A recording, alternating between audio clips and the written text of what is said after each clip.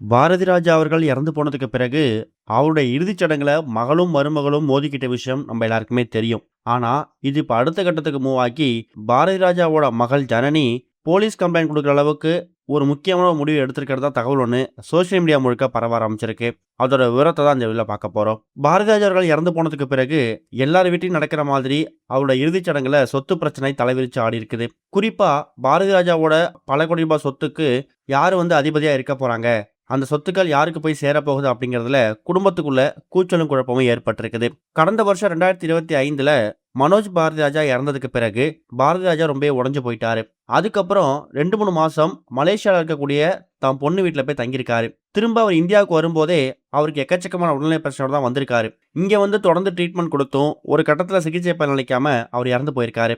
அவரு ஆசைப்பட்ட மாதிரியே அவருடைய உடலை தேனி மாவட்டத்தில் இருக்கக்கூடிய அவருடைய சொந்த பண்ணை வீட்டில் புதைக்கணும் அப்படிங்கிற மாதிரி அவருடைய ஆசையை மகளும் மனைவி நிறைவேற்றி வச்சிருக்காங்க. இந்த மாதிரி சுச்சுவேஷன்ல பாரதி ராஜா இறந்து போற சமயத்துல மகள் மலேசியாலையும் மனைவி தேனி வீட்டில் இருந்திருக்காங்க. மனோஜ் பாரதி ராஜாவோட மனைவி, அதாவது பாரதி ராஜாவோட மருமகள் சென்னையில பக்கத்துல ஒரு ஃபிளாட்ல குடியிருந்திருக்காங்க. அப்பப்ப பாரதி ராஜா பார்த்துட்டு அவங்களுக்கு தேவையான விஷயங்களையும் பண்ணி கொடுத்துருக்காங்க.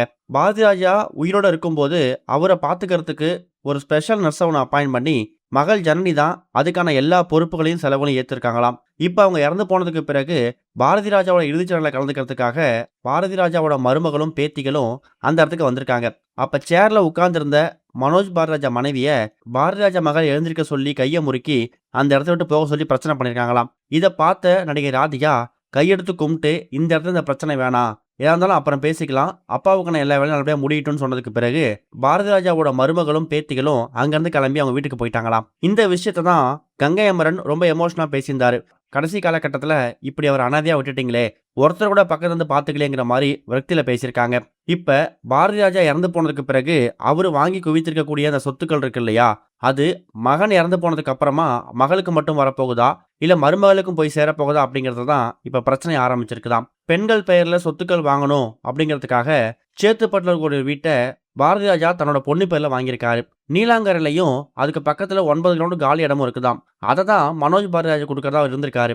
இப்போ அந்த நீலாங்கரை வீடும் ஜனனி பெயர்ல மாறி இருக்குதாம். அந்த அப்பார்ட்மெண்ட்ல மனோஜ் பாரதியோட ஃபேமிலி வசிக்கிறதால அவங்கள கூடிய சீக்கிரம் அந்த இடத்தை விட்டு காலி பண்ண வைக்கணுங்கிற மாதிரி பாரதி ராஜாவோட மகள் ஜனனி ஒரு போலீஸ்ல கம்ப்ளைண்ட் கொடுக்க போறாங்களாம். ஏற்கனவே இதை பத்தி கடந்த சில மாசங்களுக்கு முன்னாடி அவங்க கம்ப்ளைண்ட் கொடுத்ததாகவும், இப்போ அப்பா இறந்து போனதுக்கு பிறகு தன்னோட பெயரில் இருக்கக்கூடிய அந்த வீட்டில் தன்னோட அண்ணன் ஃபேமிலி, அதாவது மனோஜ் பாரதி ராஜாவோட ஒய்ஃபும் மகள்களும் வசிக்கிறதுல எனக்கு விருப்பம் இல்லை அப்படிங்கிறதுல அவங்க ரொம்ப ஸ்ட்ராங்காக இருக்கிறதாகவும் அதுக்கான கம்ப்ளைண்ட்டை கொடுத்துருக்காங்களாம். இதுக்கு போலீஸ் தரப்பு என்ன முடிவு எடுக்க போறாங்க, மனோஜ் பாரதி ராஜா மனைவியோட ரியாக்ஷன் என்னவா இருக்க போகுது அப்படிங்கிறத வெயிட் பண்ணி பார்க்கலாம். இது வரைக்கும் கனெக்டிங் டிவிக்கு சப்ஸ்கிரைப் பண்ணனா மறக்காம சப்ஸ்கிரைப் பண்ணிக்கங்க. உடனடி அப்டேட்ஸ் பெறுவதற்கு நோட்டிஃபிகேஷன் பெல்லையும் கிளிக் பண்ணிக்கங்க.